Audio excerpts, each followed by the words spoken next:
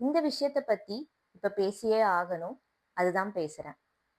நான் தம்ப்நெயில்ல சொன்னது 100% நிஜமான விஷயம் தான். நமக்கே தெரியாம நாம பல உயிர்கள அழிச்சுக்கிட்டு இருக்கோம்.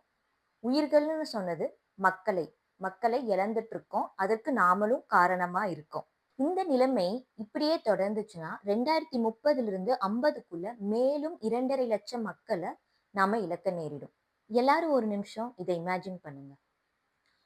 போன மாசம் விபத்துக்குள்ளான ஏர் இந்தியா போயிங் 787 விமானத்த ஆப்ரேட் பண்ற பைலட்டா நீங்க இருக்கீங்க. வண்டி எடுக்கறக்கு 2 நிமிஷத்துக்கு முன்னாடி வண்டியில என்ன கோளாறுங்கிறது உங்களுக்கு தெரிஞ்சிருது. அப்போ உங்கனால அந்த உயிர்கள காப்பாத்திருக்க முடியும். அந்த மாதிரி தான் இப்போ நடந்துட்டு இருக்க பிரச்சனை என்னன்னு நம்மளுக்கு தெரியும். ஆனா நம்மனால உயிர்கள காப்பாத்த முடியல.